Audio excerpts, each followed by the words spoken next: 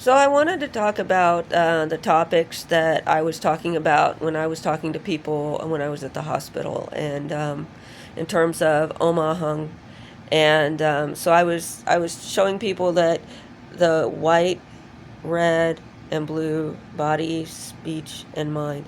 Now then I had to tell them to stop poking yourself. That's just for the initiation. Um, that that is the first lesson. I was talking to this other person, and we started talking about the channels. I referred him to Tenzin Wangyal for that. He also, at least in his books, I'm not sure if he does the breaths, um, but I also watched a Tumo video today. Toku somebody or another, of course. I will try to link it in the bottom. I just watched it one time today, and of course, I am a little bit squirrely about watching these guys because it gets a little interactive for me. And that is how I ended up with a guru, because I was one of those things like, one of the things, one of the reasons why we focus on emptiness and stillness is because our thoughts wander and they get into other people's heads, and they're not always our own. And we were talking about command hallucinations. If you got a guru, they're not hallucinations.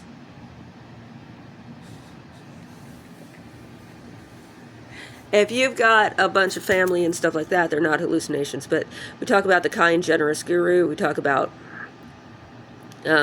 one of the reasons why we use the Buddhas is because it stabilizes these kinds of things. I described Om Aham as a way to get rid of visualizations if you have a visualization that pops up that you don't want to have anymore. And I don't always use it as this, but this is instructions that my guru gave me. And as I was talking to this other person, I realized that in doing so, I had unlocked teachings from my guru that I had heard but hadn't put into practice. And that was, as soon as you meet somebody who needs to hear this, you dissolve their body. At the end of every visualization practice, we do a completion stage in which you go into body emptiness, speech emptiness, mind emptiness, and at a minimum you just do Om Aham at the end. You just visualize those three. You may actually be doing it, but not salient of the different pieces and parts of it. But you dissolve the body, you dissolve the speech, you dissolve the mind. And when we do these visualizations, we're trying to interact with a standardized body, speech, and mind practice, in which it's outside of us, it's within us, we identify as it, or we project it in front of us, depending on our capacity for the completion stage, which is the ability to, there's a couple of meanings for completion stage, but one of them is the ability to let go of it. And of course, when you talk about completion in other contexts, are you still interested after the completion stage? Because you're typically not for at least a period of time. And it takes a while before you realize somebody's got to cook dinner.